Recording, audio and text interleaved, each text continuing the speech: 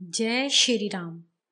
हनुमान जी ने सीता जी को खोजते हुए सुख की नींद में सोते हुए वहां के पक्षियों को जगा दिया। जब समस्त पक्षी चौंक कर और परों को फैलाकर उड़े, तब उनके पंखों से निकले हुए पवन के झोंके से विविध वृक्षों ने रंग बिरंगे पुष्पों की वर्षा की। तब हनुमान जी फूलों के ढेर से ढककर उस अशोक वाटिका में फूलों के पहाड़ की तरह दिखाई पड़े।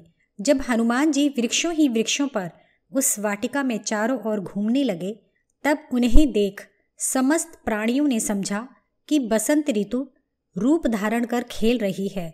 हनुमान जी ने वाटिका में मीठे जल से भरी विविध आकार प्रकार की बावली देखी। इन बावलियों की सीढ़ियों में बड़ी मूल्यवान मणियाँ जड़ी हुई थीं। उन बावलियों के चारों ओर बड़े बड़े वृक्ष लगे थे और छोटी छोटी नदियाँ बह रही थीं। उनके ऊपर लताओं के मंडप बने हुए थे और वे कल्प वृक्ष के फूलों से घिरे हुए थे। विविध गुच्छों से उनका जल ढका हुआ था। उच्च शिखरों वाला एक अद्भुत पर्वत वहाँ चारों ओर फैला हुआ था। उस पर्वत में अनेक पत्थर के गुफानुमा घर बने हुए थे, जिनके चारों ओर अनेक वृक्ष थे। फिर हनुमान जी शीशम के वृक्ष पर चढ़ गए और अपने आप को उसके पत्तों में छिपा लिया। वहाँ बैठ वे ये सोचने लगे कि यहाँ से मैं सीता जी को देख सकूँगा। फिर हनुमान जी उस वृक्ष पर बैठे हुए सीता जी को ढूंढने के लिए पृथ्वी पर चारों ओर दृष्टि फैलाकर देख रहे थे। वह वाटिका कल्प वृक्षों की लताओं और वृक्षों से शोभित थी। उस वाटिका में बहुत से मृग और पक्षी थे। ऊंची ऊंची अटारियों से युक्त भवन थे। उसमें स्वर्ण के कमलों वाले तालाब थे और वहाँ बहुत सुंदर बैठने के लिए बैठकें बनी हुई थीं और बिछौने पड़े हुए थे। कनेर और टेसू के लाल फूलों की प्रभा से वह स्थान ऐसा लग रहा था मानो चारों ओर आग लगी हुई है। यहाँ हजारों अशोक के वृक्ष लगे थे। यह अशोक वाटिका इंद्र के नंदनकानन और कुबेर के चैत्र रथ नामक उद्यान से भी उत्तमता, रमणीयता और सौंदर्य में बढ़ चढ़ कर थी। इसके सौंदर्य की कल्पना भी करना संभव नहीं था। उस वाटिका में हनुमान जी ने समीप ही एक ऊंचा गोलाकार भवन देखा। उसके बीच में 1000 खंबे थे और उसका रंग कैलाश पर्वत की तरह सफ़ेद था। उसकी सीढ़ियाँ मूंगे की और उसके चबूतरे सोने के बने थे। वह भवन ऐसा प्रकाशवान हो रहा था कि उसकी ओर देखने से आंखें चौंधिया रही थीं। वह भवन बहुत साफ था और ऊंचाई में आकाश से बातें कर रहा था।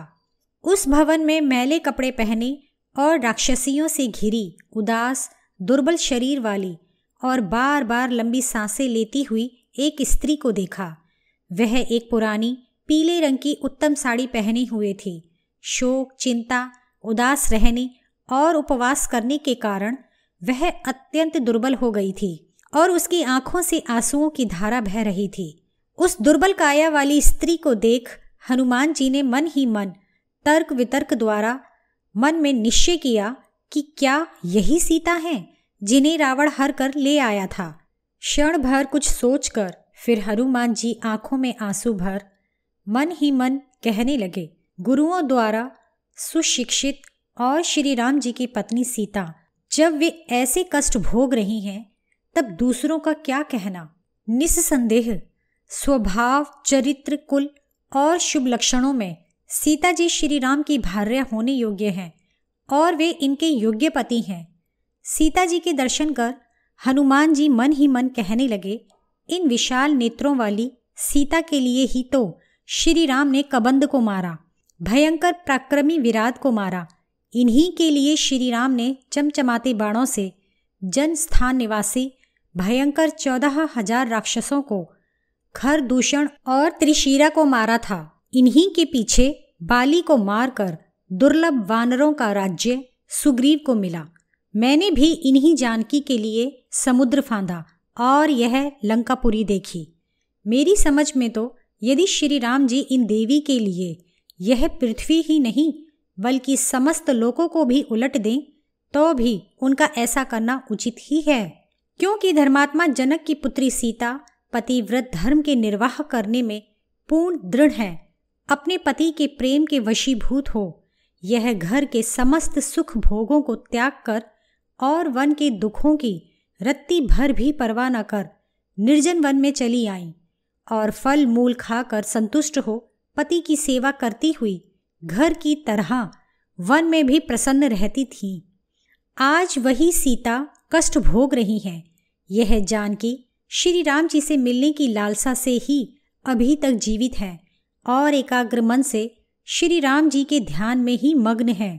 हनुमान जी ने चंद्रमा के प्रकाश में सीता जी को देखा, साथ ही उनकी दृष्टि उन भयंकर राक्षसियों पर भी पड़ी जो सीता जी के समीप बैठी थीं। उनके शरीर में मांस और रुधिर लगा हुआ था, क्योंकि वे रुधिर पीती और मांस खाया करती थीं। उनको देखने से ही शरीर के रोंगटे खड़े हो जाते थे। वे सब की सब उस घने वृक्ष को घेरे बैठी थीं जिसके नीचे राजपुत्री सीता जी बैठी हुई थीं। हनुमान जी ने देखा कि सीता जी अपने शरीर को एक जीर्ण और मैले कुचैले वस्त्र से ढके हुए हैं और वे स्वयं अपने पति धर्म की रक्षा कर रही थीं। सीता जी के दर्शन पाने से अत्यंत प्रसन्न हो हनुमान जी उसी वृक्ष के पत्तों में छिपकर बैठ गए। अब थोड़ी ही रात रह गई थी। रात बीतने पर वेदों के ज्ञाता, उत्तम यज्ञों को करने वाले ब्राह्मण राक्षसों के वेद पाठ की ध्वनि हनुमान जी ने सुनी। तभी मंगल सूचक बाजों की मधुर ध्वनि के साथ रावण को जगाया गया। यथा समय रावण सोकर उठ बैठा और उठते ही सीता के विषय में चिंता करने लगा, क्योंकि वह सीता जी में अत्यंत आसक्त हो गया था। फिर वह रावण समस्त आभूषणों को धारण कर उस सुंदर अशोक वाटिका में पहुंचा। उसके पीछे पीछे सैकड़ों स्त्रियां भी चली जा रही थीं। किसी स्त्री के हाथ में चंवर, किसी के हाथ में ताड़ के पंखे थे और कोई गोल आसन लिए हुए जा रही थी। कोई मदिरा से भरी सुराही लिए चली जाती थी, कोई स्वर्ण दीपक लिए जा रही थी। हनुमान जी ने देखा कि वह रावण उस वाटिका के द्वार पर आ पहुंचा है। आगे आगे सुगंधित तेल से पूर्ण अनेक स्वर्ण दीपकों के प्रकाश में रावण का समस्त शरीर चारों ओर से भली भांति दिखाई दे रहा था। परम रूपवती स्त्रियों से घिरे हुए उस महातेजस्वी राक्षस राज रावण को देख हनुमान जी ने सोचा कि यह महाबाहु रावण ही है। यद्यपि हनुमान जी स्वयं भी अत्यंत तेजस्वी थे, फिर भी रावण के तेज के सामने वे भी दब गए और वृक्ष की डाली पर उसके घने पत्तों में अपने को छिपा लिया। तब रावण जानकी को देखने उसके समीप गया। तब सीता रावण को देख डर से कांप रही थी। रावण ने देखा कि राक्षसियों के पहरे में सीता अत्यंत दुखी थी और बिना कुछ बिछाए भूमि पर बैठी हुई थी। सीता के अंगों पर मैल चढ़ा हुआ था। श्री राम जी का ध्यान करते करते शोक से विकल होने के कारण उनका शरीर सूख कर कांटा हो रहा था और वे निरंतर रोई जा रही थीं। तब रावण संकेतों और मधुर वचनों से तपस्विनी सीता को लुभाने लगा।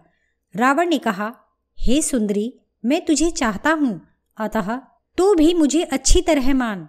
यदि तुझे मुझसे डर लगता हो तो इस भय को तू त्याग दे और मुझ में विश्वास कर। हे प्रिय, तू मुझसे यथार्थ प्रेम कर। एक वेणी अर्थात चोटी धारण करना, बिना बिछोने की भूमि पर सोना, मैले कपड़े पहनना और अनावश्यक उपवास करना तुझको शोभा नहीं देता। हे मैथिली, मेरे पास रहकर रंग बिरंगे फूलों की मालाएं पहन, सुंदर वस्त्र आभूषण धारण कर, चंदन और अगर शरीर में लगा, बढ़िया बढ़िया मदिरा पी और अच्छे अच्छे बिछौने पर सो तथा गाना बजाना सुन। तू तो स्त्रियों में एक रत्न है, अतः ऐसा श्रृंगारहीन वेश मत बना। हे सुंदरी, जान पड़ता है रूप रचने वाले ब्रह्मा ने तुझको रचकर फिर रचना करना ही त्याग दिया है, क्योंकि तेरे समान रूपवती स्त्री और कोई नहीं दिखाई पड़ती। हे सुंदरी, तेरी जैसी सुंदर युवती को पाकर कौन ऐसा होगा जिसका मन कुमार्ग में न जाए। हे मैथिली, तू अब मेरी पत्नी बन जा। मैं जो इधर उधर से नेक उत्तम स्त्रियां लेकर आया हूँ, तो उन सब की मुख्य पटरानी बन जा। मैं अनेकों लोगों को जीत कर जो रत्न लाया हूँ, उन सब रत्नों को और अपने समस्त राज्य को मैं तुझे देता हूँ। इस समस्त जगत में कोई ऐसा नहीं है जो मेरा सामना कर सके। युद्ध में मैंने सुर तथा असुरों को बारंबार पराजित किया है। हे देवी, तू मुझे अब स्वीकार कर, जिससे तेरा भली भांति श्रृंगार कराया जाए। मेरी इच्छा है कि मैं तेरे श्रृंगार किए हुए रूप को देखूं। तू जितना चाहे उतना धन या पृथ्वी, जिसको चाहे उसे दे डाल और निसंकोच हो मुझे आज्ञा दिया कर। हे सुंदरी, चीर वल्करधारी राम को लेकर तू क्या करेगी? राम तो हारा हुआ है और वह केवल व्रतधारी है और जमीन पर सोया करता है। मुझे उसके अब जीवित रहने में भी संदेह है। तू अब उसे देख भी नहीं सकती। हे काले काले केशों वाली, मेरी रनवास में तीनों लोकों की सुंदर स्त्रियां हैं, वे सब तेरी सेवा करेंगी। तप, बल, पराक्रम, धन, तेज और यश में राम मेरी बराबरी नहीं कर सकता। उस भयंकर रावण के यह वचन सुनकर विकल और दीन होकर सीता अपने और रावण के बीच में तिनके की आड़ कर उससे बोली, हे रावण, मेरी ओर से अपने मन को फेर कर अपनी स्त्रियों में लगा, क्योंकि मैं तेरे चाहने योग्य नहीं हूँ। मैं पतिव्रत धर्म पालन करने वाली हूँ, अतः मैं ऐसा कार्य नहीं कर सकती। मैं उच्च कुल में पैदा होकर पवित्र कुल में ब्याही गई हूँ, अतः मैं ऐसा घृणित कार्य नहीं कर सकती। फिर सीता जी रावण से इस प्रकार कहकर उसकी ओर पीठ करके कहने लगी, हे रावण, मैं सती स्त्री हूँ और तेरे लिए यह उचित है कि तू उत्तम धर्म के अनुकूल आचरण कर। जिस प्रकार अपनी स्त्री की रक्षा करनी चाहिए, वैसे ही पराई स्त्री की रक्षा करनी चाहिए। ऐसी खोटी नीति पर चलने वाले मनुष्य को पराई स्त्रियां नष्ट कर डालती हैं। हे रावण, यदि तू मुझे अपना ऐश्वर्य या धन का लालच दिखा लुभाना चाहता है, तो मैं लालच में फंसने वाली नहीं। जिस प्रकार सूर्य की किरणें सूर्य को छोड़कर अन्य किसी की अनुगामिनी नहीं हो सकती, उसी प्रकार मैं भी श्री रामचंद्र जी को छोड़कर और किसी की नहीं हो सकती। यदि तू अपना भला चाहता है तो मुझ दुखिया को श्री राम से मिला दे। यदि तूने ऐसा नहीं किया तो तू मारा जाएगा, क्योंकि तुझ जैसा पापी इंद्र के चलाए वज्र से भले ही बच जाए या मृत्यु भी बहुत काल तक तुझे जीवित छोड़ दे, किंतु श्री राम जी तुझे बिना मारे नहीं छोड़ेंगे। श्री राम और लक्ष्मण के नाम से अंकित बाण लंकापुरी में चारों ओर गिरेंगे और राक्षसों को उसी प्रकार बड़ी तेजी से मारेंगे जैसे गरुड़ सर्प को मारता है। फिर मेरे पति अविलंब मुझे तेरे हाथ से वैसे ही छुड़ा ले जाएंगे जैसे त्रिविक्रम भगवान ने 3 पग नापकर दैत्यों के हाथ से देवताओं की राज्य लक्ष्मी को छुड़ाया था। हे रावण, तेरे उस जन स्थान में तेरी राक्षसी सेना का नाश जब श्री राम ने किया था, तू तब भी कुछ नहीं कर पाया, किंतु तू मुझे उन शूरवीरों की अनुपस्थिति में आश्रम में जाकर चुरा लाया था। जब दोनों भाई तेरे सम्मुख होंगे तो उनसे तेरा युद्ध में जीतना असंभव है। अब तू चाहे कहीं भी छिप जा, श्री राम के बाणों से तू नहीं बच सकता। सीता जी के यह कठोर वचन सुन रावण ने उससे यह अप्रिय वचन कहे, हे सीते, जैसे जैसे पुरुष स्त्री को समझाता है, वैसे ही स्त्री उस समझाने वाले पुरुष के वश में हो जाती है। किंतु मैंने प्रिय वचनों द्वारा तुझे जितना समझाया, तूने उतना ही मेरा तिरस्कार किया। क्या करूं, मैं तेरे ऊपर आसक्त हूँ। यह आसक्ति ही मेरे क्रोध को रोके हुए है।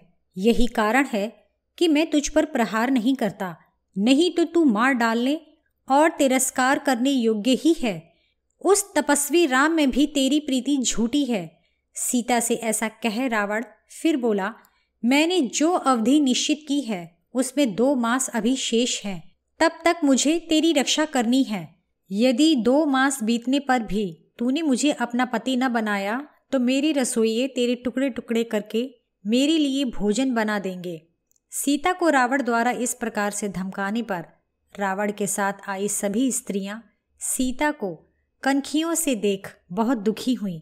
कोई अधर, कोई नेत्र और कोई मुख चलाकर जानकी को धीरज बंधाने लगी। उनसे सांत्वना पाकर सीता अपने हित की बात रावण से कहने लगी, हे रावण, मुझे विश्वास हो गया कि इस लंकापुरी में तेरा हितैषी कोई नहीं है जो तुझे इस घृणित कार्य को करने से रोके, क्योंकि तीनों लोकों में तेरे सिवाय दूसरा कोई भी ऐसा पुरुष न होगा जो श्री राम की पत्नी यानी मुझे चाहने की मन में कल्पना भी करता होगा। हे रावण, मैं चाहूं तो तुझको अपने पतिव्रत धर्म के प्रभाव से अभी जलाकर भस्म कर डालूं, परंतु इसके लिए मुझे श्री राम जी की आज्ञा नहीं है। तुझ में इतनी शक्ति न थी कि तू श्री राम के रहते मुझे हर लाता। निश्चय ही तेरे द्वारा मुझे हरे जाने का विधान विधाता ने तेरे नाश के लिए ही रचा है। सीता जी के ऐसे वचन सुन रावण त्योरियां बदलकर क्रोध से उन्हें घूरने लगा। उस समय रावण नीले रंग के मेघ की तरह जान पड़ता था। उसकी भुजाएं बड़ी बड़ी थीं और गर्दन लंबी थी। वह बलवान सिंह के समान अकड़ कर चला करता था। उसकी आंखों में बड़ा तेज था। उसके सिर के मुकुट का आकार बहुत बड़ा था। गले में रंग बिरंगे फूलों की और लाल मणियों की मालाएं, लाल ही कपड़े और सोने के बाजूबंद भुजाओं में पहने हुए था और अंगों में लाल ही चंदन लगाए हुए था। उसकी कमर में काले रंग का कटी सूत्र अर्थात काला सूती धागा पहने था। फिर भी वह भयंकर दिखाई दे रहा था। वह सीता को क्रोध के मारे लाल लाल नेत्रों से देखता हुआ बोला, श्री राम को मानने वाली तुझे मैं अभी समाप्त किए देता हूँ। फिर रावण ने सब राक्षसियों को यह आज्ञा दी कि तुम सब मिलकर सीता को साम दाम भेद तथा डरा धमका कर जैसे हो सके वैसे ही तुम सब सीता को मेरे काबू में कर दो। फिर रावण सीता को घुड़कने लगा। सीता जी को इस प्रकार डरा धमका कर रावण उन सब राक्षसियों को सीता को शीघ्र वश में करने की आज्ञा दे अशोक वाटिका से निकल अपने भवन में पहुंच गया। तब वे भयंकर राक्षसियां सीता की ओर लपकी और उनके समीप पहुंचकर उनसे बड़े कठोर वचन बोली। हे सीता, श्रेष्ठ पुलस्त्य ऋषि के पुत्र महात्मा रावण की पत्नी बनना क्या तू बहुत बड़ी बात नहीं समझती? हरिजटा नाम की राक्षसी कुपित हो और त्योरियां चढ़ाकर कहने लगी, जिसने सैकड़ों देवताओं और उनके राजा इंद्र तक को हरा दिया वह तेरे पास आया था। उस राक्षस राज की भार्या तुझको बन जाना चाहिए। फिर प्रघसा नाम की राक्षसी सीता जी को डपटते हुए बोली, देख, वह महाबली रावण अपनी प्यारी और सब स्त्रियों से बढ़कर भाग्यवती मंदोदरी को भी त्याग कर तेरे ही साथ रहा करेगा, अतः तू उसकी भार्या बन जा। हे सीता, तू मानुषी है, इसलिए तू उस राज्य भ्रष्ट असफल राम को चाहती है। अब तू श्री राम की ओर से अपना मन हटा ले, क्योंकि अब तू राम से कदापि न मिल सकेगी। इस प्रकार वे विकराल राक्षसियां मिलकर सीता जी को कठोर वचन कहकर समझाने लगी, जिससे कि वे रावण की भार्या बनना स्वीकार कर लें। राक्षसियों के ऐसे वचन सुनकर सीता जी नेत्रों में आंसू भरकर यह कहने लगी, तुम सब मिल करके ऐसा पाठ पढ़ा रही हो जो लोक निंदित है। तुम्हारी ये पापपूर्ण बातें मेरे कंठ में नहीं उतरती। मैं मानुषी होकर राक्षस की पत्नी कभी नहीं बन सकती। तुम सब भले ही मुझे मार कर खा जाओ, किंतु मैं तुम्हारा कहना नहीं मान सकती। भले ही मेरे स्वामी दीन दुखियां हैं और राज्य भ्रष्ट ही क्यों ना हो, किंतु मेरे लिए तो वे ही मेरे पूज्य हैं। मैं उनमें सदैव प्रीति रखती हूँ। सीता जी के ये वचन सुनकर वे सब राक्षसियां क्रुद्ध हो गईं और क्रोध में भरकर वे सीता जी को बुरे बुरे शब्द कहकर डांटने लगी। उधर हनुमान जी उस शिशंपा वृक्ष पर चुपचाप छिपे हुए सीता जी को डांटती हुई उन सब राक्षसियों की बातें सुन रहे थे। उन राक्षसियों द्वारा इस प्रकार डराई गई सीता जी आंखों में आंसू पोंछती हुई शीशम के पेड़ के निकट चली गई। वहां भी उन राक्षसियों ने सीता का पिंड न छोड़ा। वे राक्षसी उन मलिन वस्त्र धारणी दुर्बल दीन शोक सागर में डूबी हुई सीता के निकट जाकर उन्हें चारों ओर से डांटने लगी। फिर उनमें से विंता नाम की राक्षसी, जो भयंकर रूप वाली थी, अत्यंत क्रोधित हो सीता जी से बोली, हे सीते, बस बहुत हुआ। तूने अब तक अपने पति के प्रति जितना प्रेम दिखलाया है वह बहुत है। अति किसी बात की अच्छी नहीं होती, क्योंकि अति का परिणाम दुखदायी होता है। मैं तेरे ऊपर प्रसन्न हूँ, क्योंकि मनुष्य का कर्तव्य तूने यथाविधि निभाया। अब मैं भी तुझसे तेरे हित की ही बात कहती हूँ कि तू सब राक्षसों के स्वामी रावण को अपना पति बना ले।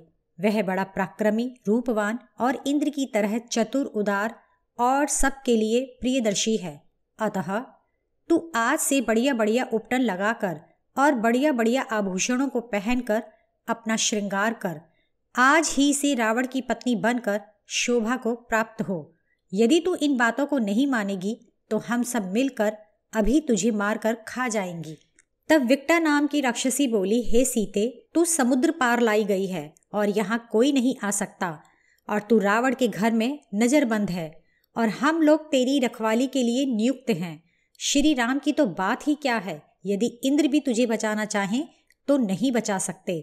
इसलिए तू व्यर्थ के शोक को छोड़कर रावण से प्रेम कर और मौज उड़ा।